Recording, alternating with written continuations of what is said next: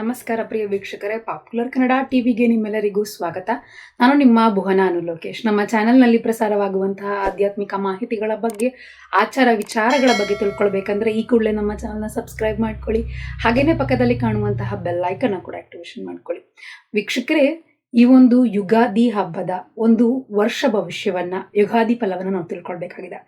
ಈ ಒಂದು ನೂತನ ವರ್ಷ ಅನ್ನುವಂಥದ್ದು, ನೂತನ ಯುಗ ಅನ್ನುವಂಥದ್ದು ಆರಂಭವಾಗುವಂತಹ ಈ ಒಂದು ಯುಗದ ಹಾದಿಯ ದಿನ, ಯುಗಾದಿಯ ಹಬ್ಬ ಅನ್ನುವಂಥದ್ದು ದಿನ ಹೊಸ ವರ್ಷ ಅನ್ನುವಂಥದ್ದು ಈ ಹಿಂದೂ ಕ್ಯಾಲೆಂಡರ್ ಪ್ರಕಾರವಾಗಿ ಆರಂಭವಾಗ್ತಾ ಇದೆ.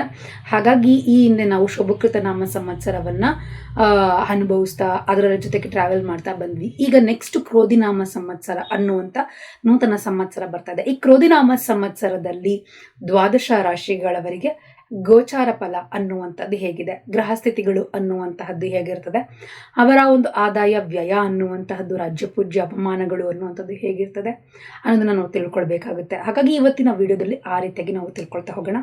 ಈ ಒಂದು ವಿಶೇಷವಾಗಿ ಇವತ್ತಿನ ಒಂದು ವಿಡಿಯೋದಲ್ಲಿ ನಾವು ಕನ್ಯಾ ರಾಶಿಯವರ ಈ ಒಂದು ಕ್ರೋಧಿನಾಮ ಸಂವತ್ಸರದ ಯುಗಾದಿಯ ಒಂದು ಫಲಿತಾಂಶ, ವರ್ಷ ಭವಿಷ್ಯ ಅನ್ನುವಂಥದ್ದು 2024-25 ಈ ಆಸ್ಪಾಸಿನ ಒಂದು ಯುಗಾದಿಯ ಫಲವನ್ನು ನಾವು ತಿಳ್ಕೊಳ್ಬೇಕಾಗಿದೆ. ಈ ಒಂದು ಯುಗಾದಿಯ ಒಂದು ಫಲ ಅನ್ನುವಂಥದ್ದು ಕ್ರೋಧಿನಾಮ ಸಂವತ್ಸರದ ಆರಂಭದಿಂದ ಕನ್ಯಾ ರಾಶಿಯವರಿಗೆ ಯಾವ ಒಂದು ರೀತಿಯಾದಂತಹದ್ದಿದೆ, ಅವರಿಗೆ ಆದಾಯ ವ್ಯಯ ಅನ್ನುವಂಥದ್ದು ಹೇಗಿದೆ, ರಾಜ್ಯ ಪೂಜ್ಯ ಅವಮಾನಗಳು ಹೇಗಿರ್ತದೆ ಅನ್ನೋದನ್ನ ತಿಳ್ಕೊಳ್ತೀವಿ.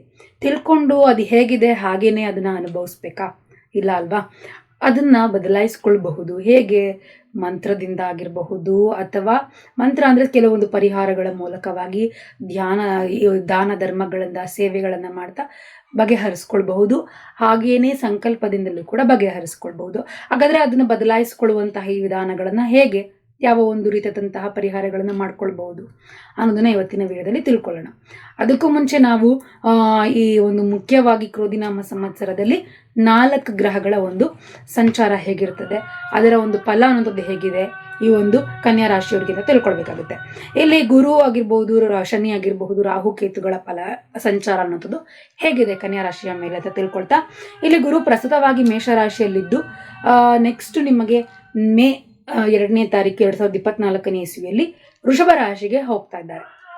ಹಾಗೇನೆ ಶನಿ ಕೂಡ ಪ್ರಸ್ತುತವಾಗಿ ಕುಂಭ ರಾಶಿಯಲ್ಲಿದ್ದಾರೆ. ನೆಕ್ಸ್ಟ್ ಈ ಒಂದು ಜೂನ್ ನಂತರದಲ್ಲಿ ಮಕರ ರಾಶಿಗೆ ವಕ್ರಸ್ಥನಾಗ್ತಾನೆ. ಆ ನಂತರ ನಿಮಗೆ ಮಾರ್ಚ್ನಲ್ಲಿ ಮತ್ತೆ ಕುಂಭ ರಾಶಿಗೆ ಹೋಗ್ತಾನೆ. ನೆಕ್ಸ್ಟ್ ಇಯರ್ 2025 ಮಾರ್ಚ್ 25ನೇ ತಾರೀಕು ಕುಂಭರಾಶಿಗೆ ಮತ್ತೆ ಸಂಚರಿಸ್ತಾನೆ. ಈ ರೀತಿಯಾಗಿರುವಂಥದ್ದು ಈ ಗ್ರಹಗಳ ಒಂದು ಪರಿಸ್ಥಿತಿ. ಹಾಗಾದರೆ ಕನ್ಯಾ ರಾಶಿಯವರ ಆದಾಯ ವ್ಯಯ ಹೇಗಿದೆ ಅನ್ನೋದನ್ನು ನೋಡೋದಾದ್ರೆ, ಆದಾಯ 5, ವ್ಯಯ ಕೂಡ 5, ಬ್ಯಾಲೆನ್ಸ್ ಆಗಿರುವಂತಹದ್ದು. ಸಹಜವಾಗಿ ಕನ್ಯಾ ರಾಶಿಯವರಿಗೆ ಈ ಒಂದು ಮ್ಯಾನೇಜ್ಮೆಂಟ್ ಸ್ಕಿಲ್ ಅನ್ನುವಂಥದ್ದು ಚೆನ್ನಾಗಿರ್ತದೆ. ಮುಂಚಿನಿಂದಲೂ ಕೂಡ ಅವರು ಹುಟ್ಟುತ್ತಲೇ ಈ ಒಂದು ಕನ್ಯಾ ರಾಶಿಯವರು ಬುಧತತ್ವ ರಾಶಿ ಅಂತ ಹೇಳ್ತಾರೆ. ಈ ಬುಧತತ್ವ ರಾಶಿ ಅವರಿಗೆ ಬ್ಯಾಲೆನ್ಸಿಂಗ್ ಮಾಡುವಂಥದ್ದು, ಮ್ಯಾನೇಜಿಂಗ್ ಮಾಡುವಂಥದ್ದು ಎಲ್ಲ ತುಂಬ ಚೆನ್ನಾಗಿ ಬರುವಂಥದ್ದು. ಯಾಕೆಂದರೆ ಬಿಸ್ನೆಸ್ ಐಡಿಯಾಸ್ಗಳಾಗಿರಬಹುದು, ಬಿಸ್ನೆಸ್ ಸ್ಕಿಲ್ಗಳಾಗಿರಬಹುದು, ಈ ಕನ್ಯಾ ರಾಶಿಯವ್ರಿಗಾಗಿರಬಹುದು, ಮಿಥುನ ರಾಶಿಯವ್ರಿಗಾಗಿರಬಹುದು ಬಹಳ ಚೆನ್ನಾಗಿರ್ತದೆ. ಈ 2 ರಾಶಿಯವರು ಬಿಸ್ನೆಸ್ ಮಾಡಕ್ಕೆ ನಿಂತರೆ ಅವ್ರ ಮುಂದೆ ಉಳಿದಂಥವ್ರು ಯಾರು ಕೂಡ ನಿಲ್ಲಕ್ಕಾಗಲ್ಲ. ಅಷ್ಟು ಚೆನ್ನಾಗಿ ಮ್ಯಾನೇಜ್ಮೆಂಟಿಂಗ್ ಸ್ಕಿಲ್ ಆಗಿರ್ಬಹುದು, ಬಿಸ್ನೆಸ್ ಸ್ಕಿಲ್ ಆಗಿರ್ಬೋದು ಇವ್ರಿಗಿರ್ತದೆ. ಹಾಗಾಗಿ ಈ ಸ್ಕಿಲ್ ಇರೋದ್ರಿಂದಾಗಿ ಆದಾಯ ವ್ಯಯವನ್ನು ಸಮಾನವಾಗಿರುವಂಥದ್ದಾಗಿರೋದ್ರಿಂದಾಗಿ ಸೇವಿಂಗ್ಸ್ ಕೂಡ ಹೇಗೆ ಮಾಡ್ಕೊಳ್ಬೇಕು ಅನ್ನುವಂಥ ಅರಿವು ಅವ್ರಿಗಿರ್ತದೆ. ಆ ಅರಿವನ್ನು ನೀವು ಸೇವಿಂಗ್ಸ್ನ ಮಾಡ್ಕೊಳ್ತೀರಿ, ಆದರೆ ಗ್ರಹಸ್ಥಿತಿಗಳ ಅನುಕೂಲವಾಗಿಲ್ಲವಲ್ಲ. ಹೇಗೆ ಆ ಗ್ರಹಸ್ಥಿತಿಗಳನ್ನು ಕೂಡ ಶಾಂತಿ ಮಾಡಿ ನಿಮ್ಮ ಸೇವಿಂಗ್ಸ್ನ ಉತ್ತಮಗೊಳಿಸ್ಕೊಳ್ಬಹುದು, ಉಳಿತಾಯ ಮಾಡ್ಕೊಳ್ಬಹುದು ಅನ್ನೋದನ್ನ ತಿಳ್ಕೊಳ್ಬೇಕಾಗಿದೆ. ಇಲ್ಲಿ ಕನ್ಯಾ ರಾಶಿಯವ್ರಿಗೆ ಒಂದು ವಿಧವಾದಂತಹ ಪರಿಹಾರ, ಹಣಕಾಸನ್ನು ಉಳಿತಾಯ ಮಾಡಲಿಕ್ಕೆ ಅನ್ನೋಂಥನ್ನ ನೋಡುವಂಥದ್ದಾದರೆ, ಆದಾಯವನ್ನು ಹೆಚ್ಚಿಸ್ಕೊಂಡು ಅದನ್ನು ಸೇವಿಂಗ್ಸ್ ಮುಖಾಂತರವಾಗಿ ಸೇವಿಂಗ್ಸ್ ಮಾಡ್ತಾ ಬರಬೇಕು. ಈ ಒಂದು ವ್ಯಯ ಆಗ್ತಾ ಇರೋದನ್ನು ಕಡಿಮೆ ಮಾಡ್ಕೊಳ್ಬೇಕು ಅನ್ನೋದಾದರೆ, ನಿಮಗೆ 2ನೇ ಸ್ಥಾನ ಅನ್ನೋದು ಬಹಳ ಆ್ಯಕ್ಟಿವ್ ಆಗಿರಬೇಕು. ಆದರೆ ಇಲ್ಲಿ 2ನೇ ಸ್ಥಾನ ಅನ್ನೋದು ಆ್ಯಕ್ಟಿವ್ ಮಾಡಬೇಕು ಅನ್ನೋದಾದರೆ ಹೇಗೆ ಮಾಡಬೇಕು ಅನ್ನೋದಾದರೆ, ಲಲಿತಾ ಸಹಸ್ರನಾಮದಲ್ಲಿ ಒಂದು ನಾಮ ಇದೆ. ಲಲಿತಾ ಸಹಸ್ರನಾಮದಲ್ಲಿ ಒಂದು ಇದು ಬರುತ್ತೆ, ಅಧ್ಯಾಯ ಏನು ಒಂದು ಪ್ಯಾರಾಗ್ರಾಫ್, ಅದನ್ನು ನೀವು ಹೇಳ್ಕೊಳ್ಬೇಕಾಗತ್ತೆ. ಅಮ್ಮನವರ ಒಂದು ಮಂತ್ರ, ಓಂ ಸಂಪತ್ಕರಿ ಸಮಾರೂಢ ಸಿಂಧೂರ ರಜಸೇವಿತಾಯೇ ನಮೋ ನಮಃ ಅನ್ನುವಂತಹ ಮಂತ್ರ. ಓಂ ಸಂಪತ್ಕರಿ ಸಮಾರೂಢ ಸಿಂಧೂರ ರಜಸೇವಿತಾಯೇ ನಮೋ ನಮಃ ಅನ್ನುವಂಥ ಈ ಒಂದು ಅಮ್ಮನವರಿಗೆ, ಅದರಲ್ಲೂ ಕೂಡ ಲಲಿತ ಸಹಸ್ರನಾಮದಲ್ಲಿ ಬರುವಂಥ ಈ ಒಂದು ಮಂತ್ರವನ್ನು ಪ್ರತಿನಿತ್ಯವೂ ಕೂಡ ಸಾಧ್ಯವಾದಷ್ಟು ನಿಮಗೆ ಎಷ್ಟು ಬಾರಿ ಹೇಳ್ಕೊಳಕ್ಕಾಗುತ್ತೋ ಅಷ್ಟು ಬಾರಿ ಹೇಳ್ಕೊಳ್ಳಿ. ಅದರಿಂದ ಏನಾಗುತ್ತೆ, ಸಂಪತ್ತು ವೃದ್ಧಿ ಆಗುತ್ತೆ. ನೀವು ಏನು ಸಂಪಾದನೆ ಮಾಡ್ತಾ ಇದ್ದೀರಾ ಅದು ಸ್ವಲ್ಪ ಉಳಿತಾಯ ಆಗ್ತಾ ಬರುತ್ತೆ. ಅನವಶ್ಯಕವಾಗಿ ವ್ಯಯ ಆಗ್ತಾ ಇರುವಂಥದ್ದು, ಖರ್ಚಾಗ್ತಾ ಇರುವಂಥದ್ದು ಕಡಿಮೆ ಆಗ್ತಾ ಬರ್ತದೆ. ಇನ್ನು ನೆಕ್ಸ್ಟ್ ಮೇವರೆಗೂ ಕೂಡ ಕೇತುವಿನ ಸಂಚಾರ ಅನ್ನೋದು ಆಲ್ಮೋಸ್ಟ್ ನೆಕ್ಸ್ಟ್ ಇಯರ್ ಮೇ ತನಕಲ್ಲೂ ಕೂಡ ಈ ಒಂದೇ ಜಾಗದಲ್ಲಿ ಇರೋದ್ರಿಂದಾಗಿ, ಈ ರೀತಿಯಾಗಿ ಇರೋದ್ರಿಂದಾಗಿ ಏನಾಗುತ್ತಪ್ಪ ಅಂದರೆ ವಿಚಿತ್ರವಾದಂತಹ ಸಮಸ್ಯೆಗಳನ್ನು ಕೊಡ್ತಾನೆ, ಸಮಸ್ಯೆಗಳನ್ನು ನೀಡ್ತಾನೆ. ಜ್ಞಾನವನ್ನು ಕೂಡ ನೀಡಬಹುದು, ವೈರಾಗ್ಯವನ್ನು ನೀಡ್ತಾನೆ, ಜ್ಞಾನವನ್ನು ಕೂಡ ನೀಡ್ತಾನೆ, ಅಥವಾ ವೈರಾಗ್ಯವನ್ನು ಕೂಡ ನೀಡಬಹುದು, ಅಥವಾ ಸಂಪತ್ತನ್ನು ನೀಡ್ತಾನೆ, ಅಥವಾ ಆ ಸಂಪತ್ತನ್ನು ಕಿತ್ಕೊಳ್ತಾನೆ. ಈ ರೀತಿಯಾಗಿ ವಿಚಿತ್ರವಾದಂತಹದ್ದು ಕೊಟ್ಟೇ ಬಿಡ್ತಾನೆ ಕೇತು.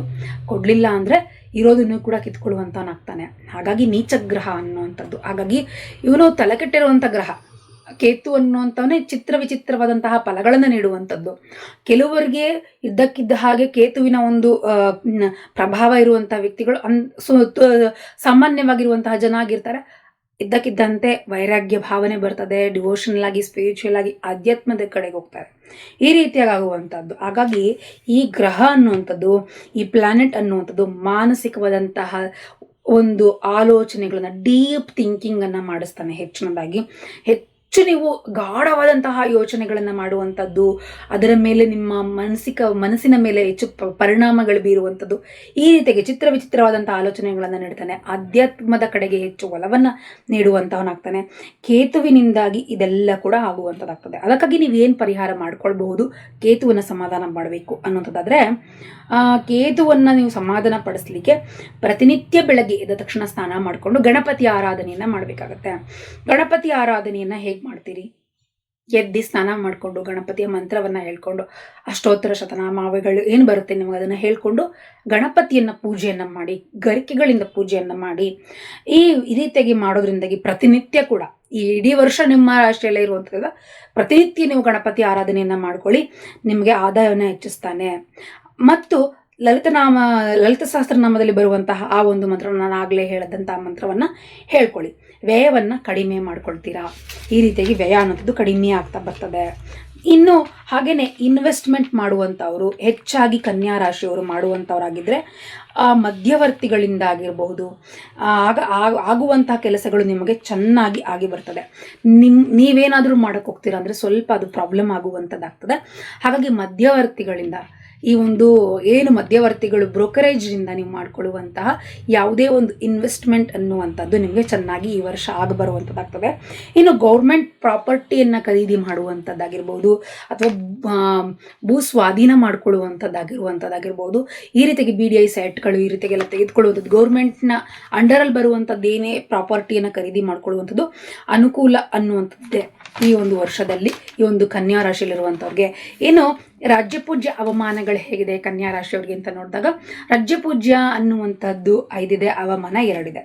ಇಲ್ಲಿ ಪರವಾಗಿಲ್ಲ ಅಂತಲೇ ನೋಡಬಹುದು, ಚೆನ್ನಾಗಿದೆ. ಉಳಿದ ಗ್ರಹಸ್ಥಿತಿಗಳನ್ನು ನೋಡಬೇಕು. ಕೇತು ನಿಮ್ಮ ರಾಶಿಯಲ್ಲೇ ಇರೋದ್ರಿಂದಾಗಿ ನೀವು ಏನು ಕೆಲಸವನ್ನು ಮಾಡಬೇಕಾದ್ರೂ ಕೂಡ ಗಣಪತಿಯನ್ನು ನೆನೆದು ಗಣಪತಿಯನ್ನು ನೀವು ಸ್ಮರಣೆ ಮಾಡಿ ಮುಂದುವರಿಬೇಕಾಗತ್ತೆ. ಆಗ ಮಾತ್ರ ನಿಮಗೆ ಅದರಲ್ಲಿ ಅನುಕೂಲ ಆಗುವಂಥದ್ದು. ಆತಂಕ ಕಡಿಮೆಯನ್ನು ಮಾಡ್ತಾನೆ ಗಣಪತಿಯನ್ನು ನೀವು ಹೆಚ್ಚಿನದಾಗಿ ಆರಾಧನೆ ಮಾಡೋದ್ರಿಂದಾಗಿ. ಇಲ್ಲ ಅಂದರೆ ಕೆಲಸದಲ್ಲಿ ಕಿರಿಕಿರಿಗಳಾಗುವಂತಹದ್ದು, ಇನ್ನೇನು ಕೆಲಸ ಆಗ್ತಾ ಇದೆ ಅಂದಾಗ ಯಾರ್ದೋ ಕಡೆಯಿಂದ ನೀವು ಒಂದು ಕೆಲಸಗಳನ್ನು ಆಗ್ತಾ ಇರುತ್ತೆ. ಅವ್ರು ಭರವಸೆ ಕೊಟ್ಟಿರ್ತಾರೆ, ಎಸ್ 100% ನಾನು ಮಾಡ್ಕೊಡ್ತೀನಿ ನಿಮ್ಗೆ ಈ ಕೆಲಸನ ಅಂತ ಹೇಳಿ. ಆದರೆ ಆ ಕೆಲಸ ಆ ವ್ಯಕ್ತಿಯ ಮನಸ್ಸು ಬದಲಾಗುವಂಥದ್ದು. ಅಟ್ಲೀಸ್ಟ್ ನಮ್ಮ ಫೋನ್ ಆದರೂ ರಿಸೀವ್ ಮಾಡಿ ಆ ವ್ಯಕ್ತಿ ನಮಗೆ ಏನಾದರೂ ಒಂದು ಜವಾಬನ್ನು ಹೇಳ್ತಾ ಇರ್ತಾರೆ. ಆದರೆ ಆ ನಂತರ ಲಾಸ್ಟಿಗೆ ಇನ್ನೇನು ಕೆಲಸ ಆಗಬೇಕು ಆದರೆ ಅವ್ರು ಫೋನ್ ಮಾಡಿ ಕೂಡ ರಿಸೀವ್ ಮಾಡಿ ಕೂಡ ಕಾರಣ ಏನು ಅಂತಲೂ ಹೇಳಲ್ಲ. ಈ ರೀತಿಯಾಗಿ ಆಗುತ್ತೆ, ಈ ರೀತಿಯಾಗೆಲ್ಲ ಆಗುತ್ತೆ. ಹಾಗಾಗಿ ಕೇತು ನಿಮಗೆ ಆ ರೀತಿಯಾದಂತಹ ಪ್ರಭಾವಗಳನ್ನು ತಂದುಕೊಡ್ತಾನೆ ನಿಮ್ಮದೇ ರಾಶಿಯಲ್ಲಿರೋದ್ರಿಂದಾಗಿ. ಸ್ವಲ್ಪ ನೀವು ಆರೋಗ್ಯದ ಮೇಲೂ ಕೂಡ ಗಮನವನ್ನು ಹರಿಸ್ಬೇಕಾಗುತ್ತೆ ಈ ಒಂದು ಕನ್ಯಾ ರಾಶಿಯಲ್ಲಿ ಇರುವಂತಹವರು. ಹಾಗಾಗಿ ಸ್ವಲ್ಪ ಆತಂಕವನ್ನು ಕಡಿಮೆ ಮಾಡ್ಕೊಳ್ಬೇಕು ಅಂದರೆ ಹೆಚ್ಚು ಗಣಪತಿಯ ಆರಾಧನೆಯನ್ನು ಮಾಡ್ತಾ ಬನ್ನಿ. ಮತ್ತು ಮೇ ಒಳಗೆ ನಿಮಗೆ ಗೃಹ ವಾಹನ ಕೊಂಡುಕೊಳ್ಬೇಕು ಅನ್ನುವಂಥವ್ರು ಮೇ ಒಳಗೆ ನೀವು ಕೊಂಡುಕೊಳ್ಬೇಕಾಗುತ್ತೆ, ಇಲ್ಲಾಂದರೆ ಸ್ವಲ್ಪ ಕಷ್ಟ ಆಗುವಂಥದ್ದಾಗ್ತದೆ. ಒಳಗಡೆ ನೀವು ಮಾಡ್ಕೊಳ್ಳಿಲ್ಲ ಅಂದರೆ ನೆಕ್ಸ್ಟ್ ಅಕ್ಟೋಬರ್ವರೆಗೂ ಕಾಯಬೇಕಾಗುತ್ತೆ. ನೆಕ್ಸ್ಟ್ ಅಕ್ಟೋಬರ್ ನಂತರ ಗೃಹ ವಾಹನ ಖರೀದಿಗೆ ಒಳ್ಳೆಯ ದಿನಗಳಾಗಿರ್ತವೆ. ಹಾಗೆಯೇ ಈ ವರ್ಷ ಋಣ ತೀರಿಸಿಕೊಳ್ಳುವಂಥ ಅವಕಾಶಗಳು ಇರ್ತದೆ. ಹಾಗೆಯೇ ಸ್ವಲ್ಪ ಸಂತಾನ ವಿಚಾರಗಳಿದ್ದು ಕೂಡ ಸಮಸ್ಯೆ ಅನ್ನೋದಿದೆ. ಋಣವನ್ನು ತೀರಿಸಿಕೊಳ್ಳುವಂಥದ್ದು ಅಂದರೆ ಸಾಲ ಏನಾದರೂ ಮಾಡಿದ್ರೆ, ಲೋನ್ಗಳೇನಾದರೂ ಹಾಕಿಸ್ಕೊಂಡಿದ್ರೆ ಅದನ್ನೆಲ್ಲ ಕ್ಲಿಯರ್ ಮಾಡೋದಕ್ಕೆ ಇದು ಒಳ್ಳೆಯ ಸಮಯ ಆಗಿರ್ತದೆ ಈ ವರ್ಷ. ಹಾಗೆಯೇ ಸಂತಾನ ಪರವಾಗಿ ಸಂತಾನಕ್ಕಾಗಿ ಯಾರಾದರೂ ಪ್ರಯತ್ನ ಪಡ್ತಾ ಇದ್ರೆ ಸಂತಾನ ಯೋಗಕ್ಕೆ ನಿಮಗೆ ಸ್ವಲ್ಪ ಸಮಸ್ಯೆಗಳು ಅಡ್ಡಿ ಆತಂಕಗಳಾಗುವಂಥದ್ದು ಕಂಡು ಬರ್ತದೆ. ಇನ್ನು ಓಲ್ಡ್ ಫ್ರೆಂಡ್ಸ್ಗಳಿಂದ ನಿಮಗೆ ಸ್ವಲ್ಪ ಕಿರಿಕಿರಿಗಳಾಗುವಂಥದ್ದಾಗ್ತದೆ. ನಿಮ್ಮ ವಿವಾಹಕ್ಕೆ ಅನುಕೂಲತೆ ಇದೆ. ವಿದೇಶಿ ಸಂಬಂಧಗಳು ಕೂಡ ನಿಮಗೆ ಕೂಡಿ ಬರುವಂಥದ್ದು. ಯಾರಾದರೂ ಕನ್ಯಾ ರಾಶಿಯಲ್ಲಿರುವಂಥವ್ರು ವಿದೇಶಿ ಸಂಬಂಧಗಳಿಗೆ ನಾವು ಮದುವೆ ಆಗಬೇಕು ಅಥವಾ ಅಲ್ಲೇ ನಾನು ಸೆಟ್ಲ್ ಆಗಬೇಕು ಅಂದ್ಕೊಳ್ಳುವಂಥವ್ರಿಗೆ ಅಲ್ಲಿಂದಲೂ ಕೂಡ ನಿಮಗೆ ಆಫರ್ ಬರುವಂತಹದ್ದು. ಇನ್ನು ಗ್ರಹಸ್ಥಿತಿಗಳನ್ನು ಈಗಿರುವಾಗ ನಿಮಗೆ ಮೇ ನಂತರದಲ್ಲಿ ಯಾವುದೇ ಒಂದು ಕಾಂಟ್ರಾಕ್ಟ್ಸ್ಗಳನ್ನು ಅಥವಾ ಒಪ್ಪಂದಗಳನ್ನು ನೀವು ಮಾಡಿಕೊಳ್ಳುವುದಕ್ಕೆ ಅನುಕೂಲಕರವಾಗಿರುವಂಥದ್ದಲ್ಲ. ಹಾಗಾಗಿ ಸ್ವಲ್ಪ ನೀವು ಮೇ ಒಳಗೆ ನೀವು ಏನೇ ಮಾಡ್ಕೊಳ್ಳುವಂಥದ್ದಿದ್ರೂ ಮಾಡ್ಕೊಳ್ಬೇಕಾಗತ್ತೆ. ಇನ್ನು ಉದ್ಯೋಗಕ್ಕೆ ನೋಡೋದಾದರೆ ಹೊಸ ಉದ್ಯೋಗ ಅನ್ನುವಂಥದ್ದು ಯಾರಾದರೂ ಎಕ್ಸ್ಪೆಕ್ಟ್ ಮಾಡ್ತಾ ಇದ್ರೆ ಖಂಡಿತವಾಗಿ ಹೊಸ ಉದ್ಯೋಗ ಸಿಗ್ತದೆ, ಅನುಕೂಲಕರವಾಗಿದೆ. ಇನ್ನು ವ್ಯಾಪಾರಿಗಳಿಗೆ ಸಂಬಂಧಪಟ್ಟ ಹಾಗೆ ಮೇ ಒಳಗೆ ನಿಮಗೆ ಅನುಕೂಲಕರವಾಗಿರುವಂಥದ್ದು. ಮೇ ನಂತರ ಲಾಭ ಇರೋದಿಲ್ಲ ವ್ಯಾಪಾರಿಗಳಿಗೂ ಕೂಡ. ಇನ್ನು ಅಷ್ಟೇ ಅಲ್ಲದಲ್ಲೇ ಮೇ ಒಳಗೆ ಚೆನ್ನಾಗಿರುವಂತಹದ್ರಿಂದಾಗಿ ಏನೇ ಮಾಡ್ಕೊಳ್ಳೋದಿದ್ರು ನೀವು ಈ ಒಂದು ಕನ್ಯಾ ರಾಶಿಯಲ್ಲಿರುವಂಥವ್ರು ಮೇ ಒಳಗೆ ಮಾಡ್ಕೊಳ್ಳಿ. ಅಕ್ಟೋಬರ್ ನಂತರದಲ್ಲಿ ನಿಮಗೆ ಸ್ವಲ್ಪ ಅನುಕೂಲ ಇದೆ. ಈ ಮೇಯಿಂದ ಅಕ್ಟೋಬರ್ವರೆಗೂ ಕೂಡ ಸ್ವಲ್ಪ ಅಷ್ಟು ಅನುಕೂಲ ಸ್ಥಿತಿ ಇರೋದಿಲ್ಲ. ಇನ್ನು ಜನವರಿಯ ನಂತರ ಶನಿ ವಕ್ರಸ್ಥನಾಗ್ತಾನೆ. ಜೂನ್ನ ನಂತರದಲ್ಲಿ ವಕ್ರಸ್ಥನಾಗ್ತಾನೆ. ವ್ಯಾಪಾರದ ವಿಚಾರದಲ್ಲಿ ಮಾಡಿ ನೀವು ವ್ಯಾಪಾರ ವ್ಯವಹಾರಗಳನ್ನು ಮಾಡಬೇಕಾಗತ್ತೆ. ಐದನೇ ಸ್ಥಾನಾಧಿಪತಿ 7ನೇ ಸ್ಥಾನದಲ್ಲಿ ಇರೋದ್ರಿಂದಾಗಿ ರಾಹು ಕೇತುಗಳು ಕೂಡ ಈ ಒಂದು ಸ್ಥಾನದಲ್ಲಿರೋದ್ರಿಂದಾಗಿ ನಮಗೆ ಈ ರೀತಿಯಾಗಿ ಒಂದು ಇಬ್ಬಂದಿಗಳಾಗುವಂಥದ್ದಾಗ್ತದೆ. ಹಾಗಾಗಿ ಕೆಲಸಗಳಾಗ್ದಲೇ ಇರುವಂಥದ್ದು. ಕಾಲಭೈರವನನ್ನ ಹೆಚ್ಚಿನದಾಗಿ ಆರಾಧನೆಯನ್ನ ಮಾಡಿ, ಕಾಲಭೈರವ ಅಷ್ಟಕವನ್ನ ಹೇಳ್ಕೊಳ್ಳಿ, ವೆಂಕಟೇಶ್ವರ ಸ್ವಾಮಿಯ ಆರಾಧನೆಯನ್ನ ಮಾಡಿ, ಗಣಪತಿಯ ಆರಾಧನೆಯನ್ನ ತಪ್ಪದೇ ಮಾಡ್ಕೊಳ್ತಾ ಬನ್ನಿ. ಖಂಡಿತ ಅನುಕೂಲವಾಗ್ತಾ ಹೋಗ್ತದೆ. ಯಾಕೆ ಅನ್ನೋದಾದ್ರೆ ನಾವು ಯಾಕೆ ಸುಮ್ಮನೆ ಹೇಳೋದಿಲ್ಲ ಈ ಒಂದು ದೇವರನ್ನ ಪೂಜೆ ಮಾಡಿ ಆ ದೇವರನ್ನ ಪೂಜೆ ಮಾಡಿ ಅಂತ ಹೇಳಿ. ಯಾಕೆ ಅಂದರೆ ನಿಮ್ಮ ಗ್ರಹಗಳು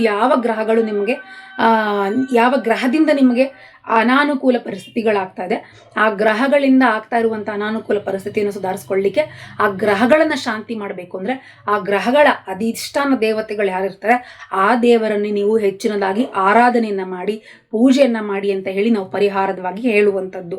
ಆಗ ನಿಮಗೆ ಗ್ರಹಸ್ಥಿತಿಗಳು ಆ ಗ್ರಹಗಳು ಯಾರು ನಿಮಗೆ ಕೆಟ್ಟ ಫಲಿತಾಂಶಗಳನ್ನು ನೀಡುವಂಥದ್ದಿದ್ರೆ ಸ್ವಲ್ಪ ಉಪಶಮನವಾಗಲಿ ಅಂತ ಹೇಳಿ ಈ ರೀತಿಯಾದಂಥ ಪರಿಹಾರಗಳನ್ನು ಹೇಳುವಂಥದ್ದಾಗ್ತದೆ.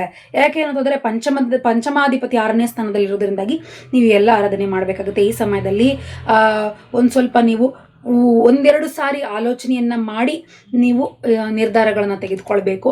ಹಾಗೆಯೇ ಈ ಒಂದು ವರ್ಷದಲ್ಲಿ ಒಂದು ಸತಿ ಆದರೂ ಕೂಡ ಇಡೀ ವರ್ಷದಲ್ಲಿ ಏನು ಯುಗಾದಿಯಿಂದ ನೆಕ್ಸ್ಟ್ ಯುಗಾದಿ ಬರೋದ್ರೊಳಗೆ ನೀವು ಒಂದು ಸತಿ ಆದರೂ ಕೂಡ ಯಾವುದಾದ್ರೂ ಒಂದು ದುರ್ಗಾದೇವಿಯ ಆಲಯದಲ್ಲಿ ಚಂಡಿ ಯಾಗ ಅಥವಾ ಚಂಡಿ ಪಾರಾಯಣವನ್ನು ಮಾಡಿಸೋದ್ರಿಂದಾಗಿ ಬಹಳ ಅನುಕೂಲವಾಗುತ್ತೆ. ಇನ್ನು ಜೂನ್ನಿಂದ ಅಕ್ಟೋಬರ್ ಮಧ್ಯದಲ್ಲಿ ನೀವು ನಿರ್ಧಾರಗಳನ್ನು ತೆಗೆದುಕೊಳ್ಳುವಾಗ ಸ್ವಲ್ಪ ಜಾಗೃತರಾಗಿರಿ. ರಾಜಕೀಯ ವಿಚಾರದಲ್ಲಿಯೂ ಕೂಡ ನಿರ್ಧಾರಗಳನ್ನು ತೆಗೆದುಕೊಳ್ಳುವಂಥ ವಿಚಾರಗಳಲ್ಲಿ ಬಹಳಷ್ಟು ಜಾಗೃತಿಯನ್ನು ವಹಿಸಬೇಕಾಗುತ್ತೆ ಈ ಒಂದು ಕನ್ಯಾ ರಾಶಿಯಲ್ಲಿರುವಂಥವ್ರು. ಈ ವಿಧವಾಗಿ ಕನ್ಯಾ ರಾಶಿಯವರ ಒಂದು ಯುಗಾದಿಯ ಫಲಿತಾಂಶ ಅನ್ನುವಂತಹದ್ದು ಕ್ರೋಧಿನಾಮ ಸಂವತ್ಸರದಲ್ಲಿ ಈ ವಿಧವಾಗಿದೆ.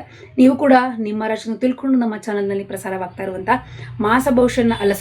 ವರ್ಷ ಭವಿಷ್ಯವನ್ನು ತಿಳ್ಕೊಳ್ಳಿ, ಇದರಲ್ಲೂ ಕೂಡ ತಿಳಿಸಿ ಅಂತ ಹೇಳ್ತಾ ಹಾಗೇನೆ ಎಲ್ರಿಗೂ ಒಳ್ಳೆಯದಾಗಲಿ ಅಂತ ತಿಳಿಸ್ತಾ ಧನ್ಯವಾದಗಳು. ಇನ್ನು ಹೆಚ್ಚಿನ ಮಾಹಿತಿಗಾಗಿ ನಮ್ಮ ಚಾನಲನ್ನು ಸಬ್ಸ್ಕ್ರೈಬ್ ಮಾಡ್ಕೊಳ್ಳಿ. ಹಾಗೆಯೇ ಪಕ್ಕದಲ್ಲಿ ಕಾಣುವಂತಹ ಬೆಲ್ ಐಕನ್ನ ಕೂಡ ಆಕ್ಟಿವೇಶನ್ ಮಾಡ್ಕೊಳ್ಳಿ. ಎಲ್ರಿಗೂ ಯುಗಾದಿ ಹಬ್ಬದ ಹಾರ್ದಿಕ ಶುಭಾಶಯ.